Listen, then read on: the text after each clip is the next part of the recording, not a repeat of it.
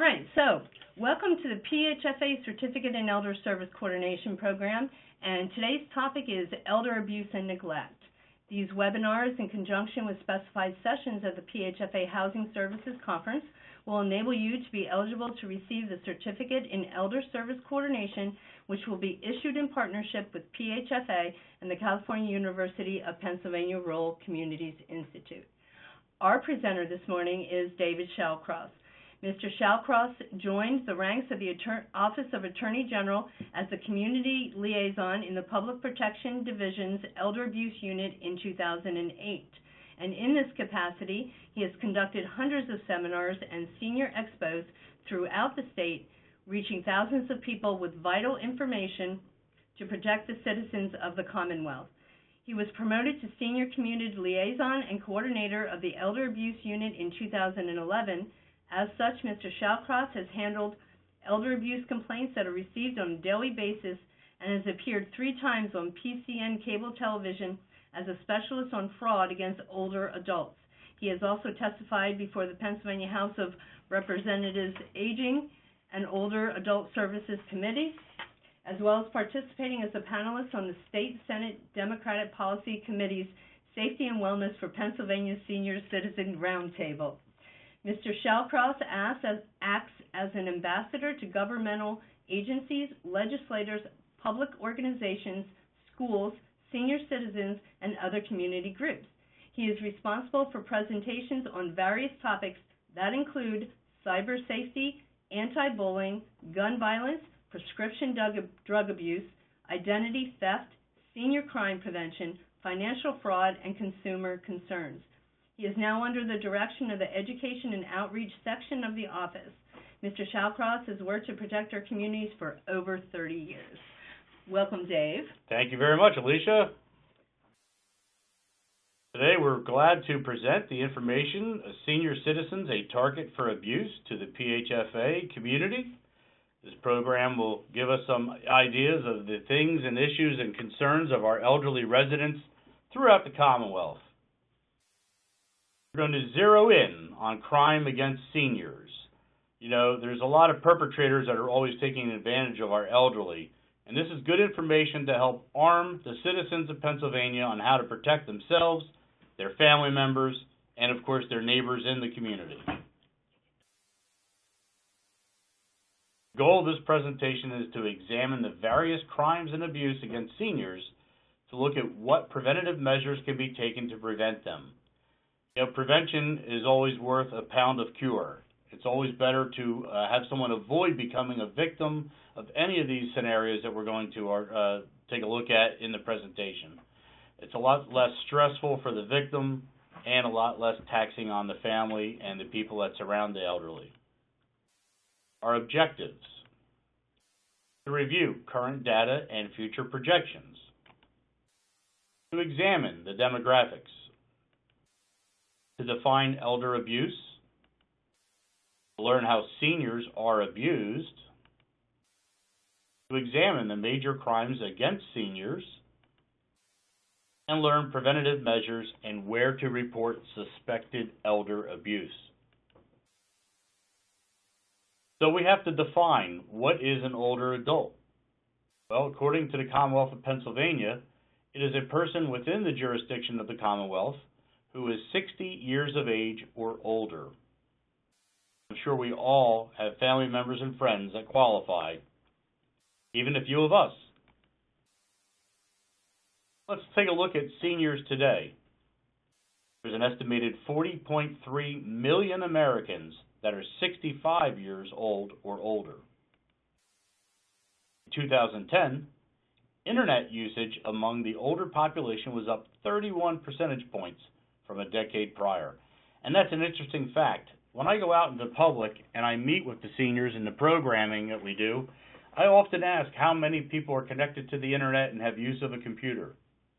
And every time I see more and more hands of our older population engaging in online activity. And you think, well, geez, well, what does that mean?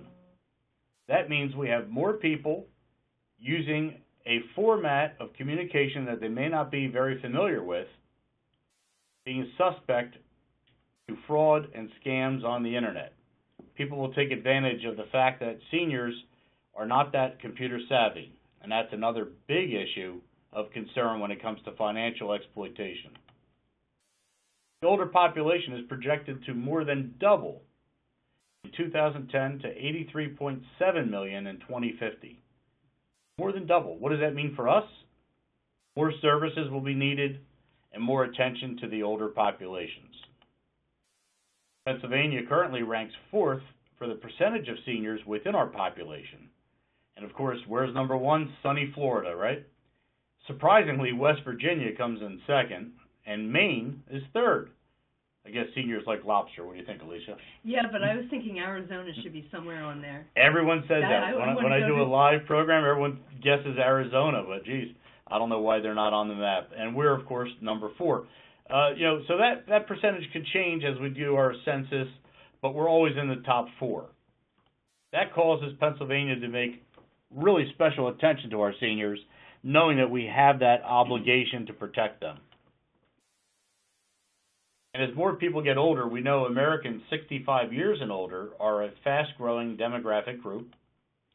2011, baby boomers will begin to turn 65 at that time, and it will continue. By 2030, it's estimated there will be 72 million seniors across the country. This is equivalent to 1 in 5 Americans. That's a target-rich environment for fraud, scams, and elder abuse. Why service coordination will be even more important. Oh, absolutely. Working between governmental agencies, nonprofit organizations, and networking with families, caregivers, and the elderly are going to be key factors in preventing this type of abuse. Our elderly population, persons 85 years old and older, estimated at 5 million Americans. Group accounts for 2% of the United States population. Persons 85 years old and older are the fastest growing segment of the senior population. So again, extended care, more community services, more care facility services, Medicaid, Social Security disability, all these things are going to be taxed. What are the predictions? Well, seniors are living longer. We also realize that due to new discoveries in medication, treatment, better awareness, better physical fitness and care for yourself, more services are provided, that seniors are living longer today. Although eventual declines in cognitive and physical functions could make them more vulnerable to becoming victims. Seniors may become less aware of their vulnerabilities as cognitive impairment creeps up on us. MCI, which is mild cognitive impairment, become very concerning. MCI is not dementia. It is not Alzheimer's. It sets on much sooner, and it's much milder. It doesn't really even show itself until we decide, geez, why did mom do that? Why did dad do this? And it affects their determination of financial decisions and fraud, which is unfortunately one of the big types of abuse that we often see with the elderly. And that can set in as early as 55 years of age. Services will require more flexibility and to be adapted to the needs of the population. So we have to remember to be flexible when we're dealing with our elderly residents and clients. Male to female in the older populations, this graph is going to show you that around age 55, the women are the numbers. There's much more elderly women than there are men. So we're going to have to keep that as a concern when we start to plan for future needs and services. Seniors and crime. There's a lot of fear among seniors. They will alter their lifestyle because of the fear of being a victim. And the point is, I was up in Wilkes-Barre about 2 years ago at a senior expo, and I was talking to a lot of the seniors afterwards. We were sitting around the tables, they had coffee and cake. And what was really surprising to me was around 4:30 in the afternoon, and it was like in the fall, early winter months, that people just started to vacate the place like all at once, like a mass exodus. And I looked at a gentleman at the table, and I said, well, where's everybody going? Is the bus here? Is it, all these people taking a bus? And he said, no, it's getting dark. We need to be home. They were actually fearful to be on the streets. And I'll tell you, as a child, I had family in Wilkes-Barre, my grandmother and aunts, uncles, and spent a lot of time in that area, and I never considered it to be a dangerous area. And I thought to myself, wow, these folks are disappearing here awful quickly. So I stuck around and took a drive in the neighborhoods. And you would think just as quickly that you were, in the badlands of one of the large cities, Newark, Northwest Philly, or any of these places. And it was really surprising that in that Pocono region that these folks would have that kind of an activity going on, to be that fearful. Well, I've noticed, Dave, that when I started with PHFA 5 years ago, I would go to a property to do a site visit, and the residents would just literally let me in, which they're not supposed to do. And so then I would, tell them and explain, you shouldn't leave anyone in that you don't know. And I've noticed 5 years later that the tide has turned, that I can literally be standing at the door, punching the number, for the office, and they will just look at me. And I'm not upset that they don't let me in, because I don't want them to let me in. That's great. I want, the office to, buzz me in. And so I have noticed in 5 years that it has really changed, where once I could almost literally walk in any building, they are now, and I don't know if that's due to management, stressing and emphasizing that they shouldn't be letting anyone in the buildings unless, they are buzzed in for them. So, or if it's fear, I'm not sure, or a combination of both. Well, that's good to know, because actually that's a very important factor. Your main line of defense is those front doors when you're in a community like that. And again, I saw the same thing, Alicia. I would go to visit these senior expos at the residential towers and the apartment buildings and whatnot, and the senior centers. And a lot of the folks there would see you come up, and I'm usually in a suit and tie. Right away, they want to open the door and greet you. And I would always tell them, it's not a good idea. You didn't validate my credentials. You don't know who I am, what I'm here for. Just because someone's dressed well doesn't mean they mean well. So it's good to hear that most of the seniors are now being a little more security conscious and not opening the doors to strangers. We need to keep that going in these residents. And I'm sure your community coordinators and service managers are emphasizing that to the residents. Fear of crime can be contributed to a sense of loneliness and isolation. That's a big problem, too. It can cause depression, a loss of a spouse, they're home alone, restrictions could be in place. We know that the predators watch for these signs, and that will help them to target in on seniors they feel are less capable of defending themselves. Once they are a victim, we have to consider the recovery. Physical or financial injury, their recovery is very limited.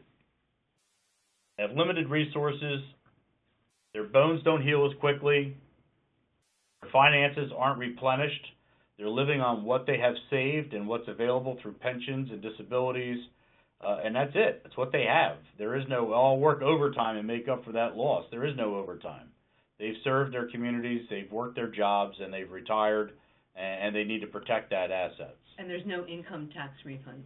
No income tax refund, right? And don't pay $39 to the service center to get your forms filled out, right? You can do that for free. Loss of money, as well as physical faculties, have more severe effects than on other age groups. Mentally, it's very upsetting to a senior to become a victim of either of these issues.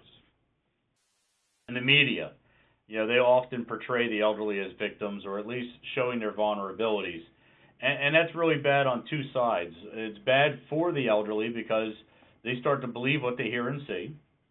And it's bad because it makes a broadcast to the people that have criminal intent or mean to do them harm that they are at risk and are vulnerable.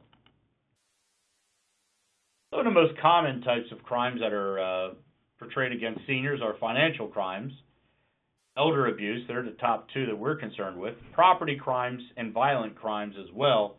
But, today we're going to focus on financial crimes of exploitation as well as elder abuse.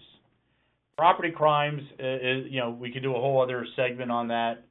Crime prevention around the properties and residential structures are very important, but I think the focus today will be financial and elder abuse directly. Financial crimes include fraud, scams, identity theft, healthcare fraud, and financial exploitation. Now, the difference between fraud and financial exploitation is often a question.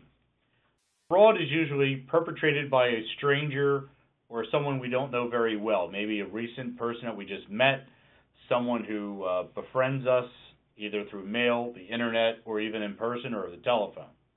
Financial exploitation is normally a type of theft or fraud that occurs with someone we do know, someone we may even trust, even a person in authority over us, a caregiver, a family member, an attorney, a funeral director, a financial planner, any of these type of people that have that level of authority or well known to the senior.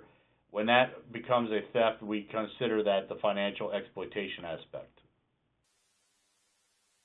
Financial crimes take cash credit ratings, and other assets. I had a case where we had a phone call from a 82-year-old woman who was in tears. It took me 20 minutes just to get her to calm down to speak to me. And when I realized what was happening to her, it just was totally baffling. She told me that she had no family in the area other than a 22-year-old granddaughter.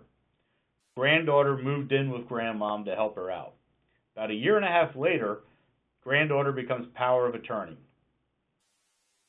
Moves her boyfriend in. 6 months after that, grandmom's getting a notice of eviction out of her own home. She sold the home, the granddaughter sold the home to the boyfriend for $100. Wow. And when grandmom said, "Why are you doing this to me?" to the granddaughter, her and the boyfriend responded, "We thought you'd be dead by now and we'd have the home to ourselves to do as we wish." Can you imagine that, your own granddaughter? So in that case, are charges brought, or? Absolutely. That's financial exploitation. She tricked grandmom into signing some documents that she wasn't aware of what she was signing. She was not cognitive to actually give the authority of the power of attorney at the time that it was given. So it was a total fraud. And we had the local district attorney and the state police investigate at that time. And so was the house turned back into her name, or? It did. But it took some time, and you know, grandma was She could have passed away, unfortunately. Oh, through the stress alone, she could have had suffered major medical situations. And the criminals are capable with excellent people skills. Even if it's a stranger, they're going to come off very friendly. They're going to be warm and inviting. They're going to show that they have your best interest at heart, even though they don't. But, you know, that's the whole confidence scam. A con man comes from the word confidence. Huh? And men and women perpetrate these type of crimes.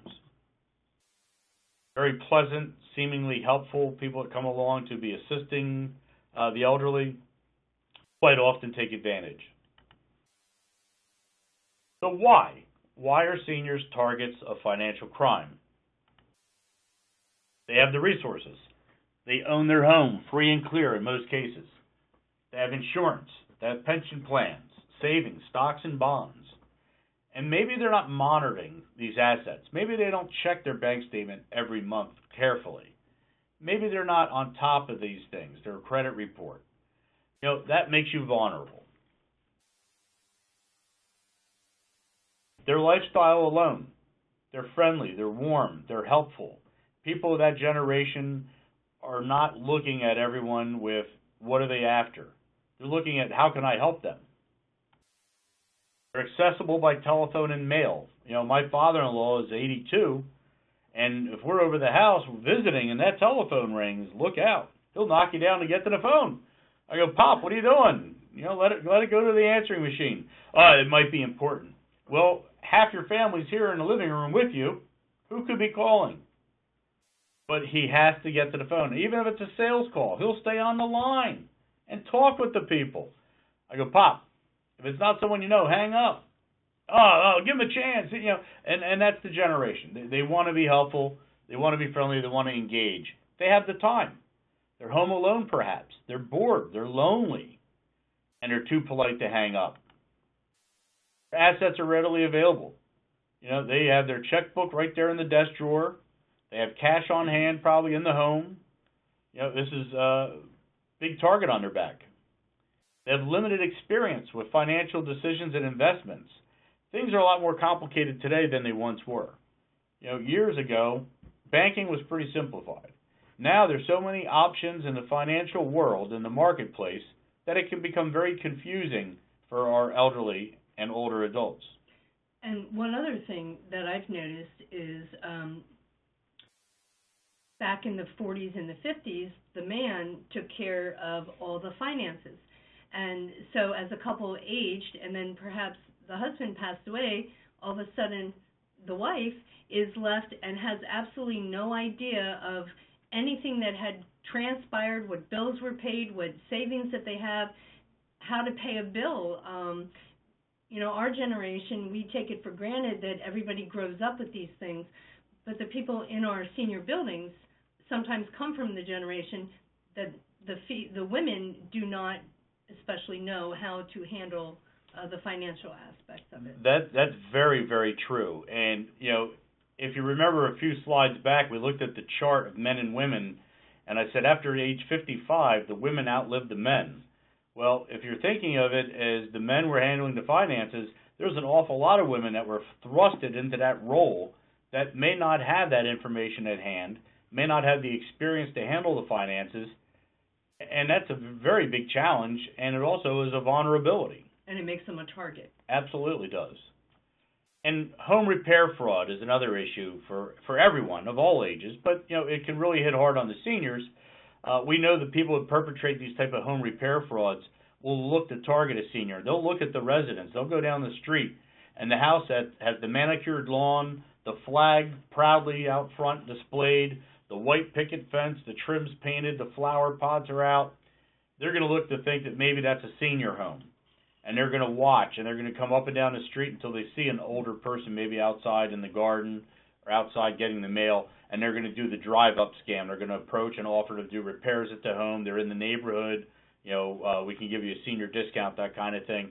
And that's a big vulnerability as well. We also know that they're deeply concerned with maintaining the finances that has to last them. And as we discussed earlier, they're living longer. So those funds have to continue.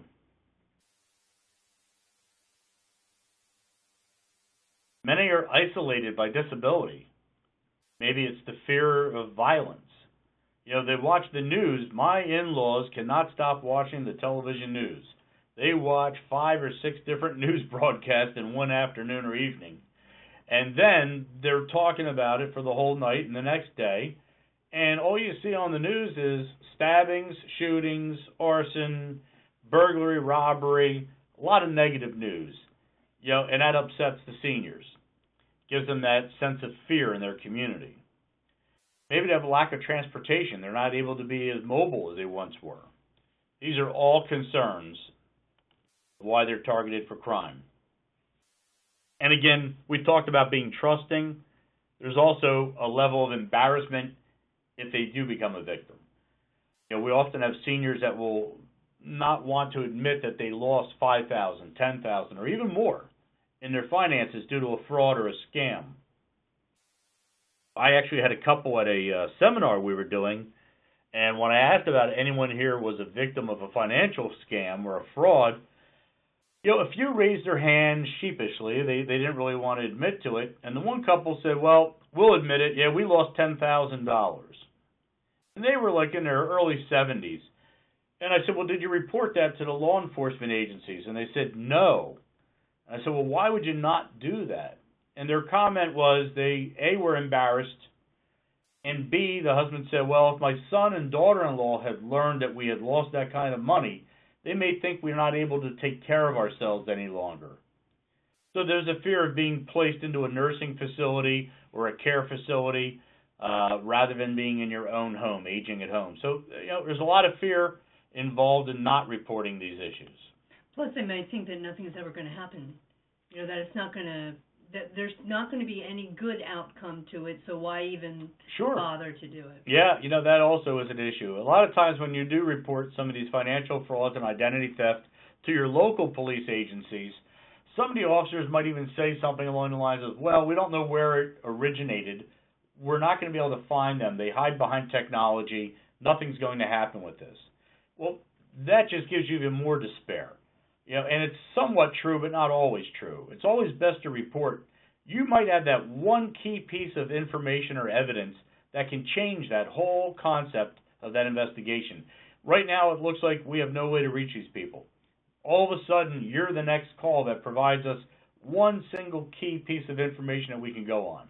So it's important to make the report regardless of what the officer might tell you on the phone initially. It's very important. Our chances of recovering your funds are minimal, and I'm going to be honest about that, but it's still important to report, not only for us to look at the investigative side, but the preventative side. What areas are being targeted? What age brackets being targeted? We learn from your reports about this, and that helps us provide these type of preventative resources and seminars into the community, so it's important to do so. Fraud involves deceit in the commission of a financial crime.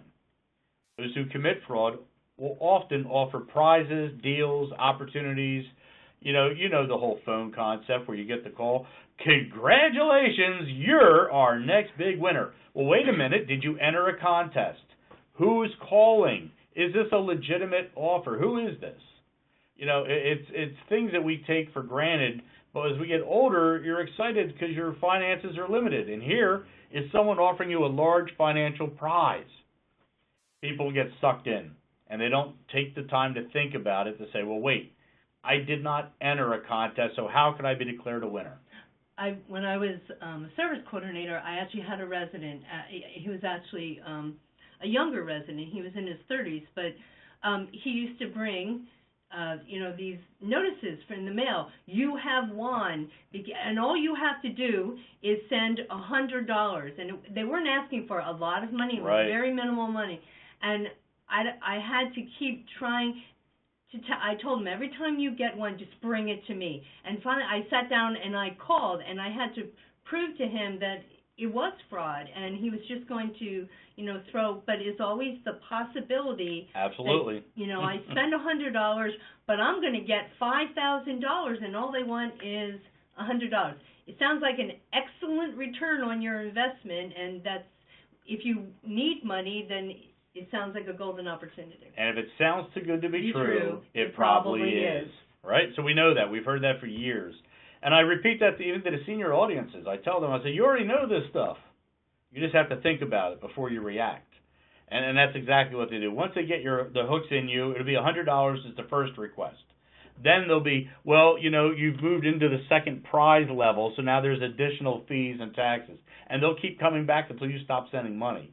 Or, we need your Social Security number to release the prize. Now it's identity theft and financial fraud combined into one scam. So we see this kind of thing. And it takes many forms. The home repair we talked about, auto repair stuff. And, we see the weight loss schemes, people that are concerned with their health. There's vitamin plans, miracle cures, all these kind of things. And it is difficult to prove some of these matters, and it is difficult to get people to understand, how to avoid it. But I think the key is if we're all watchful and we all pay attention and we share what we learn with our residents and people in our community and our families, we'll help prevent a lot of these from occurring altogether. That's the best way to shut it down. And Carrie has the SMP program, which deals with one kind, just the Medicare fraud. That's also can be fraud. Absolutely. When people are moving in a stealth financial matter, that's without the knowledge or consent of the victim. Identity theft is often a stealth crime. A pretext to get into your home. That's the person that comes up front to the house and says, geez, we're having a problem in the community. There's some water contamination. I'm with the water authority. I just need to get into your basement and test some of the water. I need to shut off your shutoff valve and then just put it back on. And while you're down the basement with the person with the clipboard and the utility shirt, there's other people in your house stealing your valuables, that kind of a distraction scam. Computer hijacking, people breach your data, those type of activities are all considered stealth financial thefts. And we have to always watchful of scams. This is a way to kind of detect a scam even before you've heard of the story. Sudden contact, you're told to act now, you have a limited time, and money or information is required or needed, always equals a scam. An example of that's the grandparent scam. A lot of our elderly fall for that quite often. You'll receive a telephone call out of the blue, so it's sudden contact, and you're told it's your grandson. Grandmom, it's me. Can you help me? Don't get too excited. I'm okay. But my friend and I went on a trip, and here I didn't know, Grandmom, he had marijuana. We've been arrested. I need $3,000 sent right away. Let me put you on the phone with the attorney or the police officer. Now another scammer gets on the line and reinforces the story and makes it more believable. And that way the actor who's pretending to be the grandson isn't on the line anymore to answer personal questions. Well, is this Jimmy or who is this? Where do you live? Prove who you are. He's already off the phone. His time's up. You're now on with another scammer pretending to be the lawyer or the police officer, and they're instructed to send money right away. You have 24 hours, or he's going down to the prison, that kind of thing. And it's usually by Western Union. Western Union, MoneyGram, Yeah. they're the popular, it's called a wire transfer.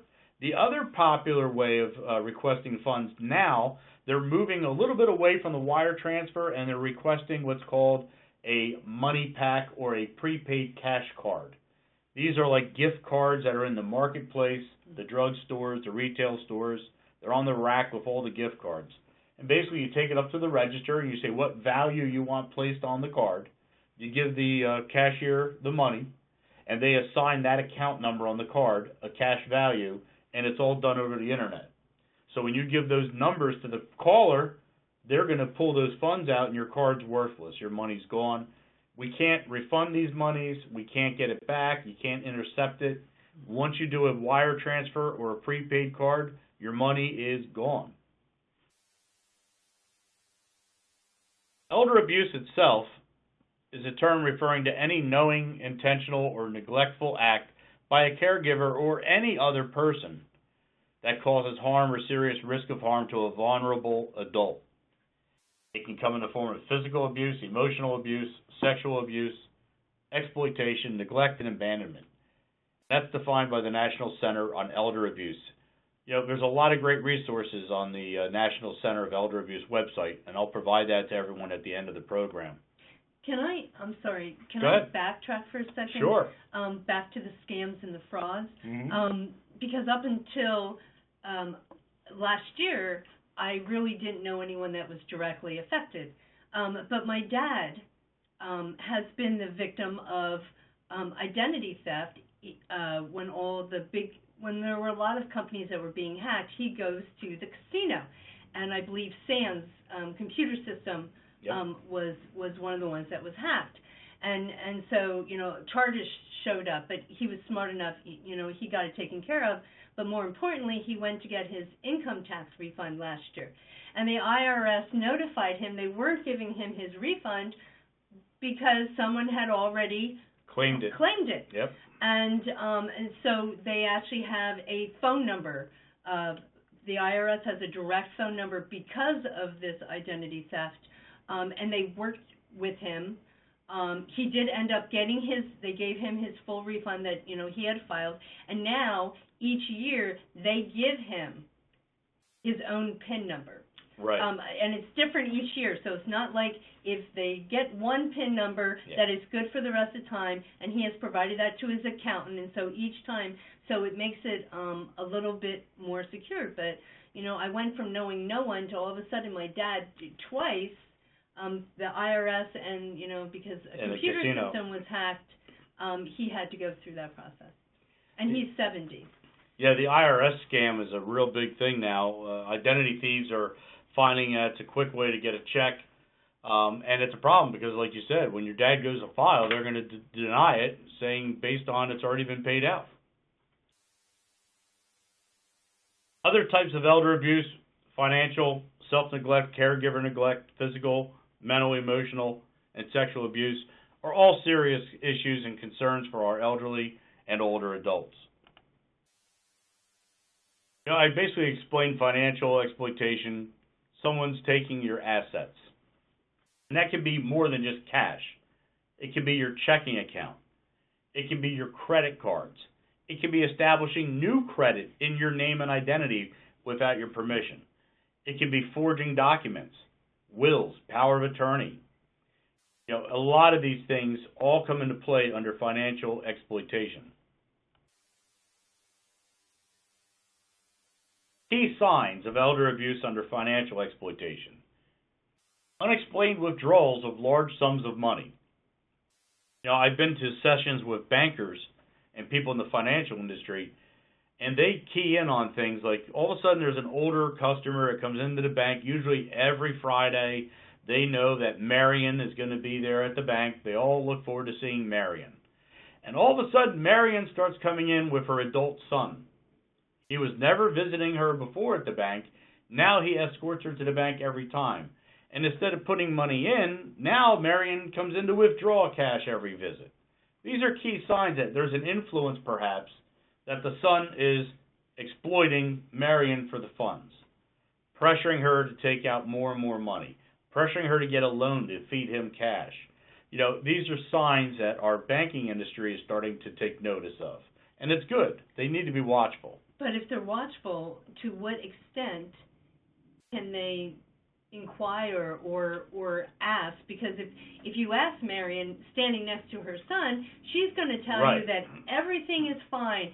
No, he's not making me do anything. So it's while, all the signs are there and you're making the inquiry, is there anything that the banking industry can do? They can, and more often now than ever, the banks are starting to recognize their obligation to the customer to protect those assets. So the bank are being trained, well, I can't speak for every branch and every banking industry, but across the platform, more and more banks are starting to encourage employees to say, if you suspect this is happening, have the manager ask to meet with Marion alone in the office and ask a few simple questions. What are you doing with your funds? We have your interest at heart. We're trying to make sure that you have the funds you need to go through life and be comfortable. We see all of a sudden recently you're withdrawing large amounts. Is there a reason? Can we help you with some other financial tool that would make it more cost effective to pay off whatever your loan or issue is? They will try to address it in a positive way rather than a negative to get Marion talking. They'll also have the right that they can contact Adult Protective Services and make a report of suspicious activity without any blowback. They're protected as any other type of mandatory reporter. Now, the banks aren't mandatory. It's voluntary. But a lot of them are encouraging employees to make those calls to Adult Protective Services if they see a pattern of behavior. Yeah, once is not a pattern. Correct. One visit doesn't constitute enough suspicion to really say something's going on, unless that one visit totally cleans out her account. That would be enough to raise an eyebrow. I'd make that call if that was the one visit. But if it's, small increments and it just starts building up and they start to increase, all of a sudden Marion's ATM card is going hog wild. Marion never used her ATM card, maybe once a year or twice a year. Now every week that ATM card's hitting the machine for cash. I'd be suspicious that someone in her life or someone she doesn't know has obtained her PIN number and her card. So these are things that we have to watch for. Abrupt changes in wills and other financial documents, powers of attorney changing rapidly or often is usually a sign to watch for. Funds that are just disappearing, valuable possessions, antiques, jewelry, anything that's has cash value basically at a pawn shop or eBay, online, Craigslist. People will sell grandmom's property for cash.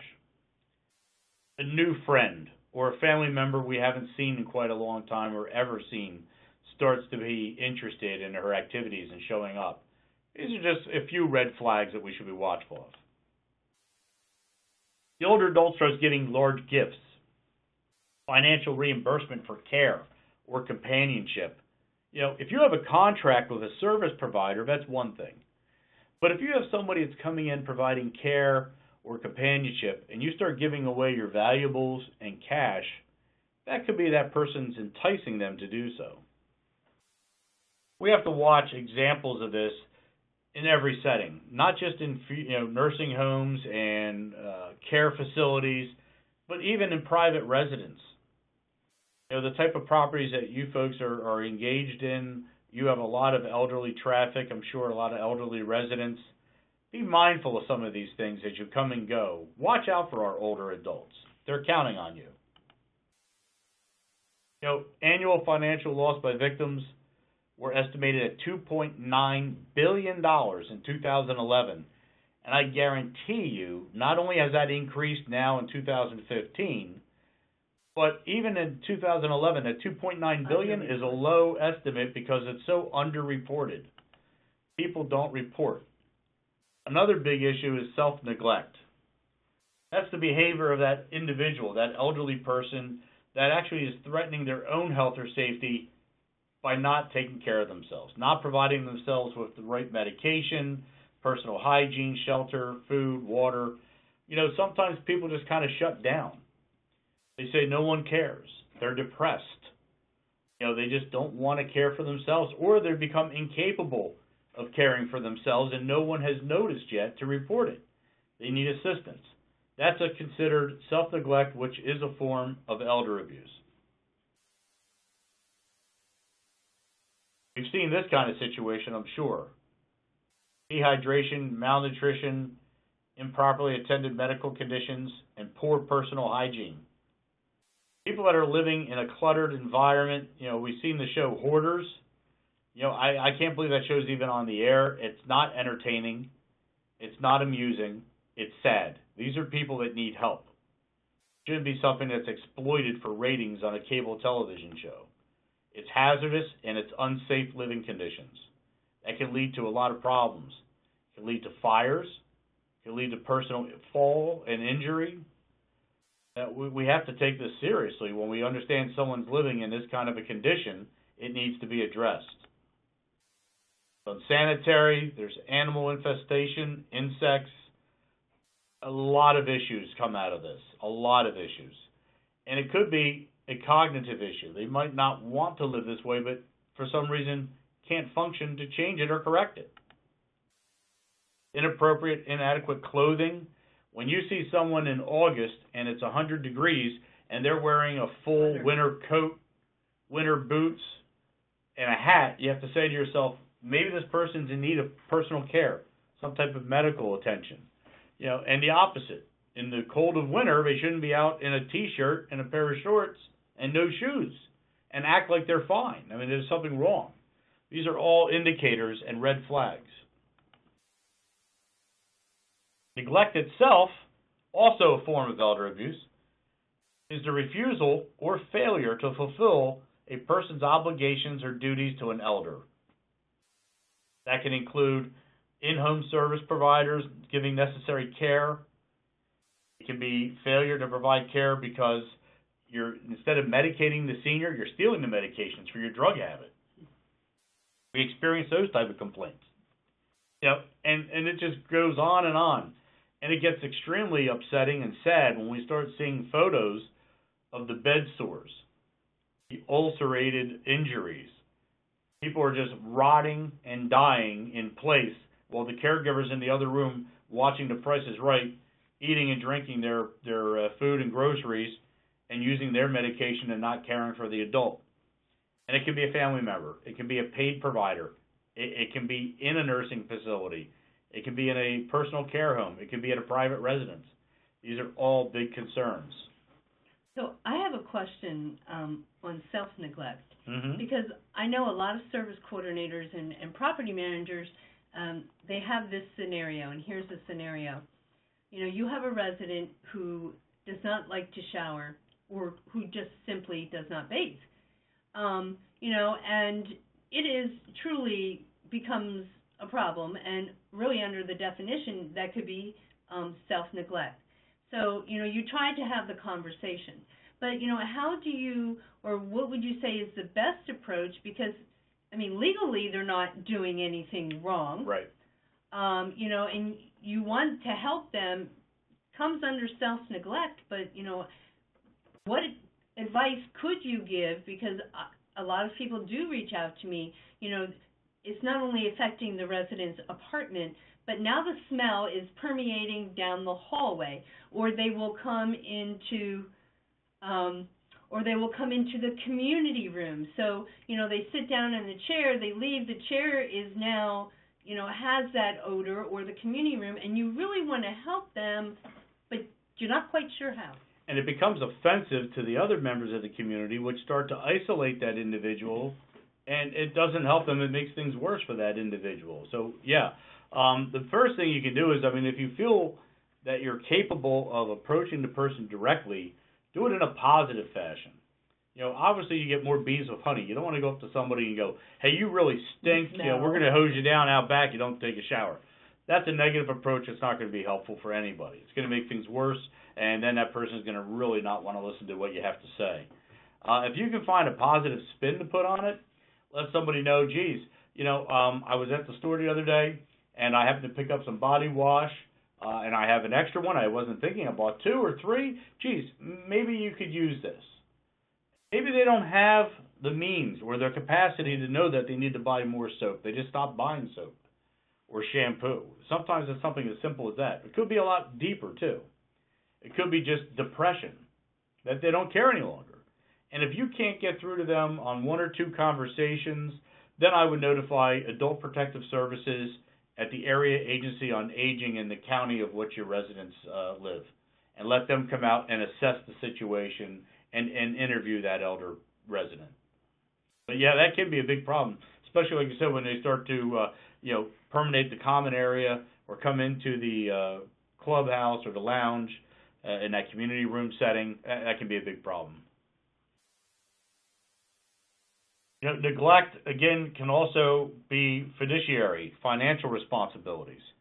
You know, if you're the person that's responsible for paying that senior's bills and you fail to do so, that also falls under neglect.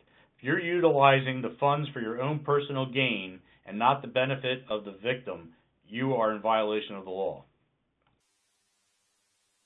Speaking of the law, Pennsylvania Crimes Code, subsection 2713. Neglect of care-dependent person.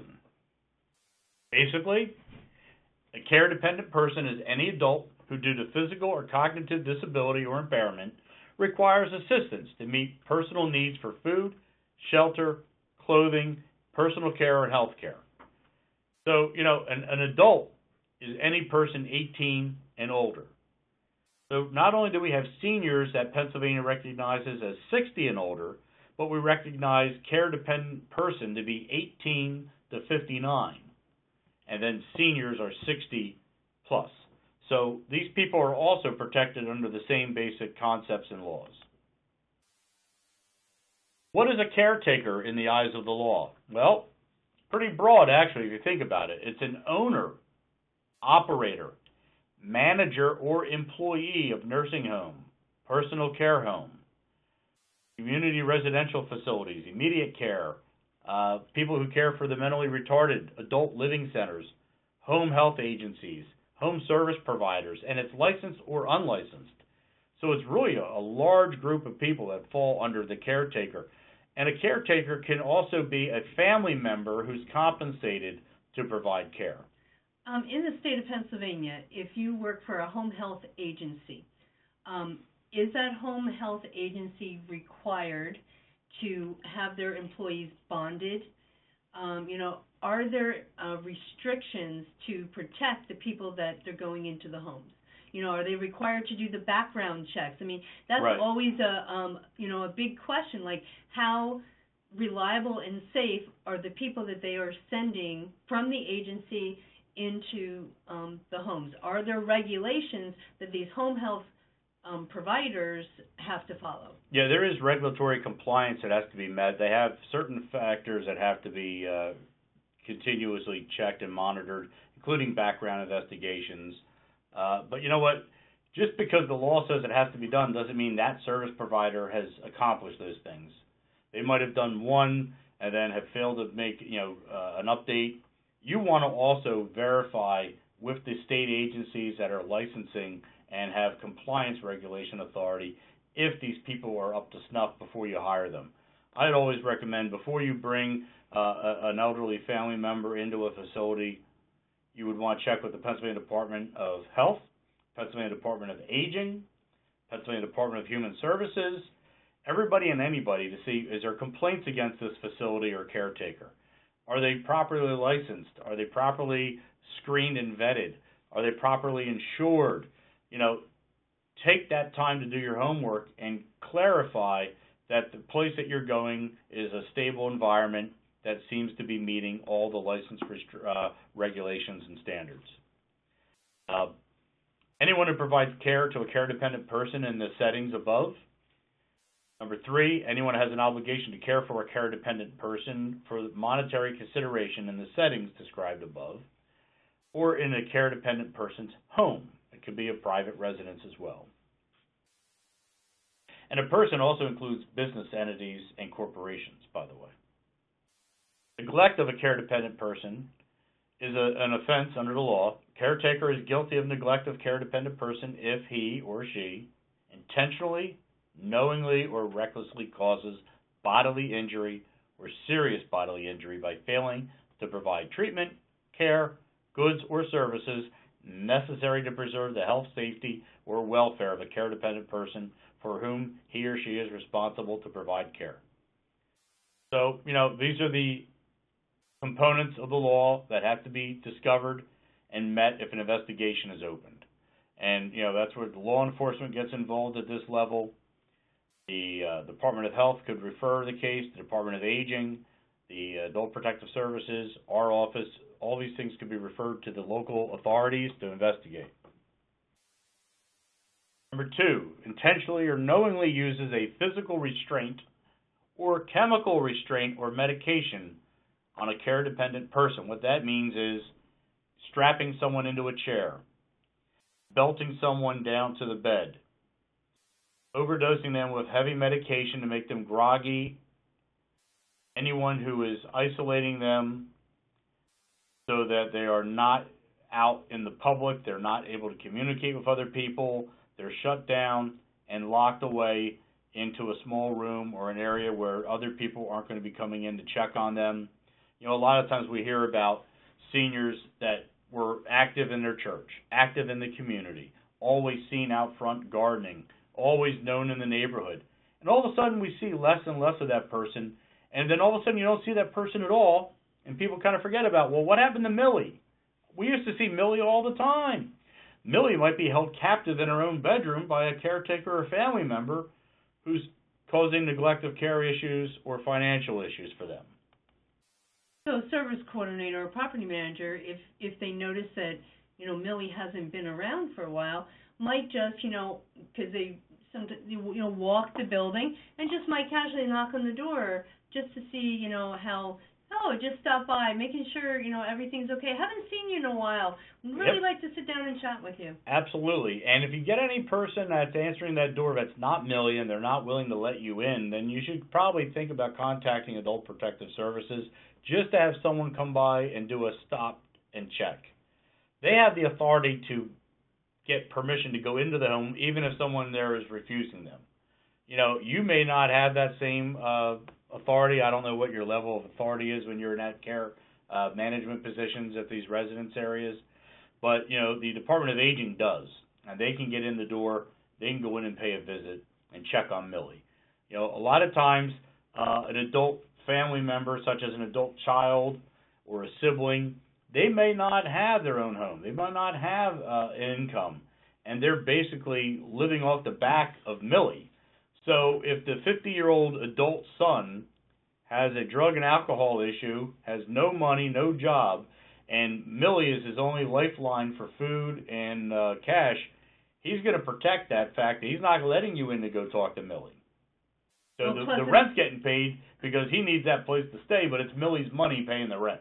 Right, but, in our buildings, that would actually be a lease violation. It should be, yeah, absolutely. If it was absolutely. found out that, Millie's son decided to move in, it's actually putting Millie at risk for eviction. Yep, well, it's good then that you should be on top of those things. There is penalties under the law for neglect of care-dependent persons. Violations, Section A and 1 is a misdemeanor of the first degree if there's if there's bodily injury, rather. Number 2 is a violation of subsection A1 constitutes felony of the first degree if it's serious bodily injury. Line 3, a violation of Section A2 constitutes a misdemeanor of the first degree if the victim suffers bodily injury. And then again, number 4, it goes up to a felony if it's serious injury. Caregiver neglect, lack of medical aids, treatment, person with dementia left unsupervised and ends up hurting themselves, person confined to bed is left without care, untreated ulcers, pressure wounds, soiled bedding, these type of issues, and unfortunately, they get very, very bad, and people are just in terrible, terrible shape sometimes. We need to be watchful of this and really alert the authorities. Warning signs, again, common in most cases of elder abuse. Changes in the elder's behavior. All of a sudden, they're not talking to anyone. They're shy. They don't want to speak. They don't want to be seen in public. They're wearing clothes to cover bruises and injuries. Caregivers' refusal to allow visitors. Big, big issue, right? That's a red flag. Caregiver isolates the elder. No phone calls. Oh, she's busy. Every time you call for Millie, she's not available right now. Why? Where could she be? Caregiver could become verbally aggressive and demanding. Again, red flags of dangers, things that we should be watchful of. Now, if the caregiver happens to be like part of an agency, that's kind of an easy fix because you can call the agency. But Absolutely. It gets a little complicated when if it's the family caregiver dynamics. happens to be family or a friend. It does get very, very, very complex. And again, the Adult Protective Services investigators throughout every county are well trained. They know how to deal with that. They know what to look for. They know the right questions to ask. I don't recommend that your staff go out and try to be an Adult Protective Services investigator. You have your role. They have theirs.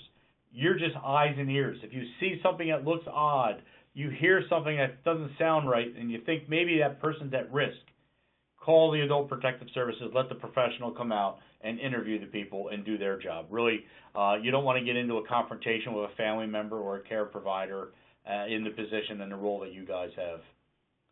Physical abuse, again, physical force results in bodily injury, physical pain or impairment. And again, I'm not going to read every line, but you get the idea of what physical harm is. Sometimes we see signs that are, unexplained issues, fractures, bruises, welts, cuts, marks, sores, burns, and fear. If that senior becomes very fearful of other individuals, specific individuals, that you would expect that they would be warmed to because of someone that's helping them out, that's a red flag. Emotional and mental, again, inflictions of anguish, pain and distress. Could be verbal or nonverbal. You know how somebody can give you that look, right? All of a sudden you're having a conversation and you say something that hits a nerve on somebody and they give you that look. Like, how dare you say that? Don't say another word. There's going to be a problem. That can be intimidation. Sometimes our elderly are intimidated by their caregiver. You ring that nurse's bell one more time, there's going to be a problem, And sometimes it's not even verbal. It's just the look. You reach for the ringer and the nurse is in the room and gives you the look. You know what that means. I give my look to my kids, and they term it the look. Yeah, so they'll say something, and they're like, is that the look, Mom? I'm like, that's the look. That's the look. You recognize it, right? Well, it works on the kids, but unfortunately it works on our elderly as well, right? More signs, often emotionally upset or agitated. If that senior is always like all over the place, their emotions are running rampant, there could be a reason for it. It could be distressed. Or they become the opposite, very withdrawn, non-communicative. These are issues. These are red flags. Unusual behavior. They start acting out, rocking constantly, shaking, biting. These are all issues to be aware of. An elder reports being verbally or emotionally mistreated or abused. The fact that they're coming forward takes a lot for them to do that. I would take that seriously. And again, sexual abuse is the next topic. Non-consensual sexual contact of any kind. No means no at every age, and it's pretty simplistic. But believe it or not, it happens. Unwanted touching, sexual assault and battery. These are things that our elderly, unfortunately, are experiencing as well. And it can be elder on elder, it can be caregiver on elder, it can be any combination, male on male, male, female. Don't rule anything out. If someone comes to you and makes a statement that they feel odd about how someone's interacting with them in a sexual nature, I would take it seriously. Red flags, they don't want to be alone with people. Bruises around personal areas, unexplained disease or infections. These are all things to watch for. Stained, bloody underclothing. reporting being sexually assaulted or raped. These are all to be taken extremely seriously. Risk factors when elder abuse occurs, well, they become very isolated and withdrawn, and then they may not get the medical attention they need. Their health becomes very poor. They might be suffering dementia or mental health issues, including substance abuse. They could misuse their prescribed medications. They might have a legitimate prescription for pain medication, but when you take too many at once, that's abuse of that medication. The perpetrator may have mental health and substance issues as well. So it's not always the victim that has those issues. It could be the perpetrator, the person who's abusing that elderly person. They may be stealing the medication for their own habit and not prescribing it, giving it to the actual victim that needs it. Female elderly are abused at a higher rate than males, 67%. We also know from our earlier slides, there's a lot more females in that population at that age level than there are males to begin with, so it's pretty typical. 2010 study found 47% of the participants with dementia had been mistreated by a caregiver. Elderly may be reluctant to report abuse themselves because of fear, lack of ability, maybe they can't speak, maybe they have no way to contact the outside world, that phone's been disconnected in their home, they've been isolated. Family dynamics, and what I mean by that is we had a case where a woman was having some issues, her neighbor called on her behalf, and the neighbor said, I know that Emily is not going to report this because it's her daughter. I said, well, what's going on? And they described the situation at hand, and the daughter was being abusive, verbally and physically and financial exploitation, all going on at once.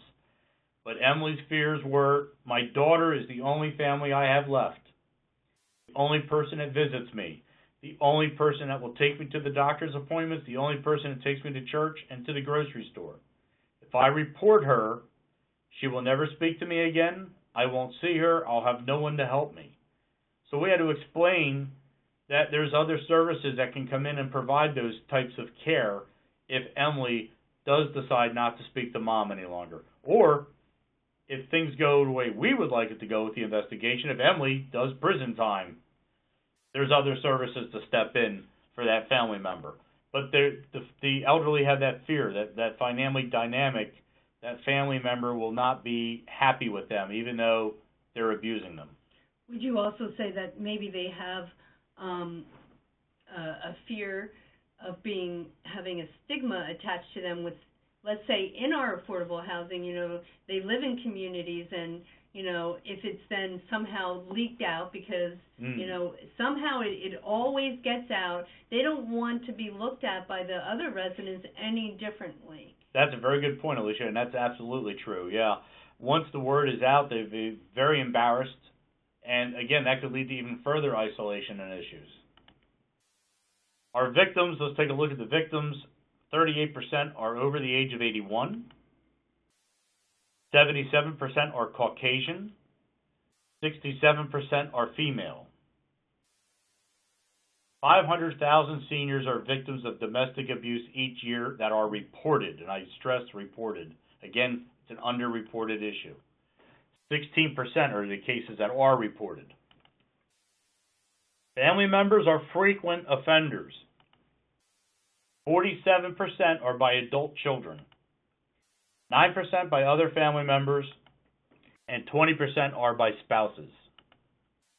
But that also means that, traditionally we think it's the man beating up the woman, but, in recent years, in all seriousness, women are being the aggressors for men, which really plays into the underreporting, because what guy really wants to report that his wife beat him up? Absolutely, and that mental conditioning of men cannot have that stigma on them.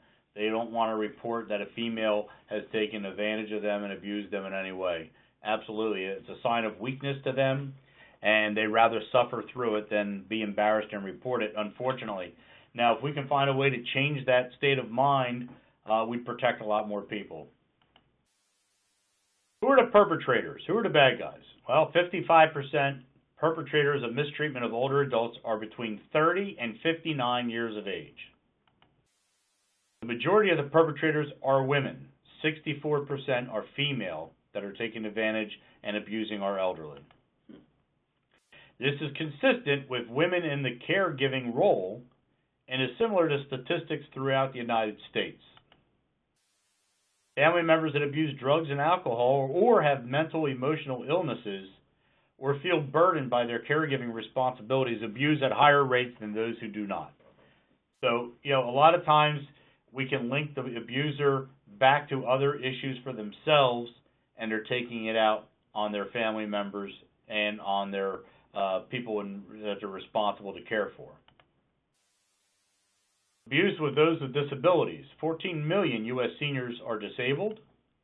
19 million ages 18 through 64 have a disability. Unfortunately, some of these vulnerable adults are abused by family members and service providers and care assistants, just like the seniors and the elderly, same type of issues. Adult women, 67% experience physical abuse, 53% experience sexual abuse. That's a sample of 200 women with disabilities. Adult men, 55% experience physical abuse. 12% stated they experienced physical abuse by a personal assistant or a service provider in their lifetime.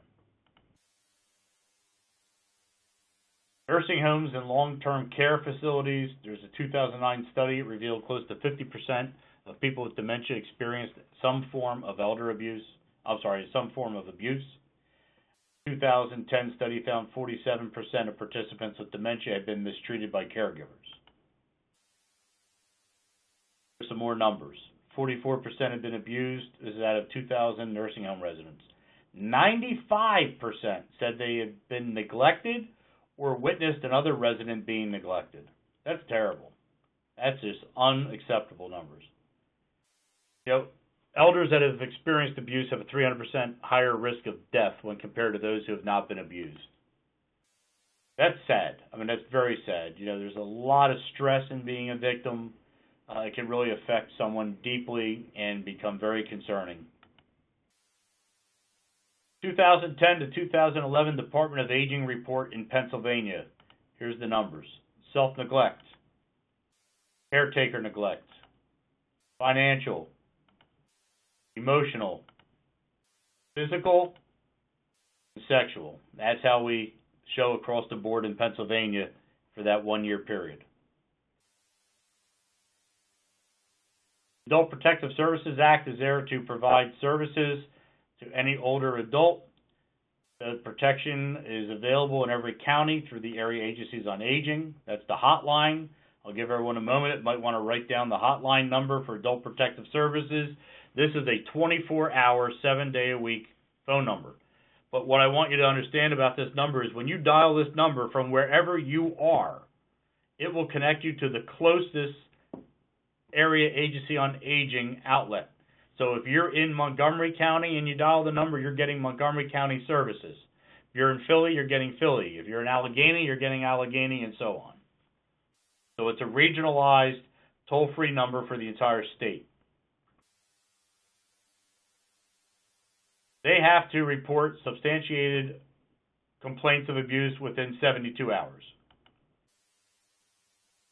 Older adults that are deemed by Adult Protective Services to be at imminent risk of death or serious harm, the agency can petition the court for an emergency order to provide necessary services, which includes removing the risk factor or removing the older adult from that situation. If you work in one of the following locations, you're considered under law a mandatory reporter. Care homes, healthcare agencies, long-term care and nursing facilities, adult daily living centers, personal care homes. Oral reports are expected and required to be made immediately, and a written report must follow within the next 48 hours. And so you and I had talked. So service coordinators and property managers are mandatory. We actually had PHFA, we had a fall workshop last year, mandatory reporting. That's good to know. and take that role seriously, because it's under the state law. So you could be subject to penalties if you fail to act. According to Pennsylvania Code, a mandatory reporter who knowingly fails to report a case of suspected abuse commits a summary offense for the first violation and a misdemeanor of the third degree for second and subsequent violations. So you could be charged criminally for failure to report. Older adults that lack the capacity to protect themselves, that's who is dependent upon this service of the Adult Protective Services community. We take that seriously. We want people to feel that if there is a need, that someone will come to their aid, and that's what the system is in place for. They try to safeguard rights of incapacitated, older adults while protecting them from abuse, neglect, exploitation, and abandonment. And this is under the General Assembly. Basically, our state constitution mandates that we do these things. Abuse, the occurrence of one or more of the following acts: infliction of injury, unreasonable confinement, intimidation, or punishment resulting in physical harm, pain, or mental anguish. Depriving by a caretaker of goods or services which are necessary. Sexual harassment, rape, and abuse. Exploitation, I think we hit on that earlier pretty clearly, so I'm going to skip over this. I know we're running short on time. Neglect, we talked about, failure to provide for oneself or a caretaker, failure to provide. No older adult shall be found to be abused solely on the grounds of environmental factors. I want you to pay attention to this as a residential manager. If it's beyond the control of that older adult or the caretaker, inadequate housing, inadequate furnishings, income limits, clothing or medical care that are just not available to them, that's not considered abuse. It's when those things are available and then deprived. Mandatory reporting. You have to do it. You're instructed on it. We've talked about it today, so please keep it in your mind. Put the number in your cell phone. That 800 number that we put up on the screen, this is the same number. Have it handy, have it ready, and understand that you do have an obligation, and make a documentation when you make that report. I don't know if you guys have forms for that. I would think that you probably do, being a state agency. And even if you just simply jot it down and clearly indicate the date, the time, who, what, when, where, and why, and who you spoke to at what agency, make sure you have documentation to back up your report. Each of the properties, they have their own paperwork of meeting of what they documented, because sometimes, unfortunately, they actually have to testify in court. Absolutely. Especially if it comes to something like this or an eviction hearing. So service coordinators and property managers know about documentation. You document only the facts, and if you don't document, it didn't happen. So you need to make sure that the facts are clear. And when you write a report, it's not your opinion. I think should never be in anyone's report. It's what you've seen, what you've heard, what you know, what you can physically touch. It's not what you think or what you should be done, should not be influenced in any of these type of reports.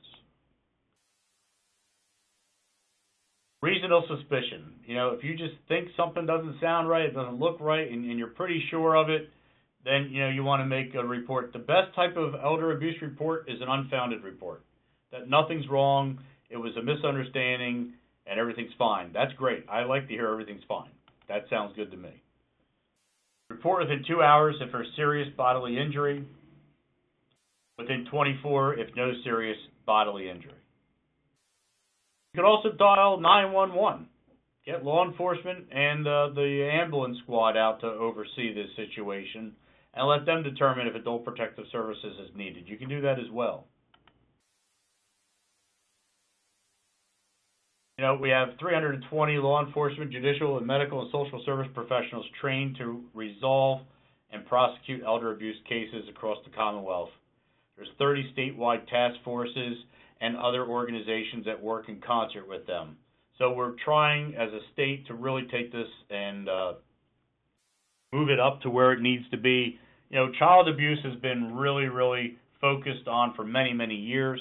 Unfortunately, elder abuse hasn't got that same type of focus and attention till recently, but we're moving forward and we're trying to gain those strides that we are a better reporting, better prevention, and better attention to these abusive cases.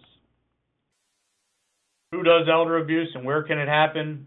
Anyone can perform an act of elder abuse on any elder person, and it can happen anywhere. So don't think, not in my community, not here. You're putting blinders on, and you unfortunately could miss something that's very important to someone and perhaps save someone's life. So online resources, great websites to go to. National Center on Elder Abuse, National Association of Triads, AARP, National Criminal Justice Reference Service, Pennsylvania Department of Aging, and of course our office, the Pennsylvania Office of Attorney General. This is our senior helpline. It is not the same reporting line for elder abuse. It's for contact with concerns, resources, questions, how to reach out to other agencies. It's a networking number that we will help coordinate and contact the right authorities for the situation. If you don't know who to call, give us a call. And this is only operating during business hours, Monday through Friday, 8:30 a.m. to 5 p.m., not including holidays. Same with our email and website. Someone will be able to get back to you if you email elderabuse@attorneygeneral.gov. We also do presentations in the community on preventative measures for seniors, how to protect themselves, how caregivers and family members can be watchful for elder abuse and other concerns, consumer issues. Our Senior Crime Prevention University is a free 1-hour presentation. It's live and interactive, and you can contact us again at the Elder Abuse Helpline phone number or email senioruniversity@attorneygeneral.gov. All right, well, Dave, thank you so much. My pleasure. Thank you. I was more than happy to be part of your webinar, and I hope everyone takes some of this information back to their communities and is able to move forward in protecting our seniors. This was definitely a new adventure for me, and it was really kind of cool being able to sit here with my presenter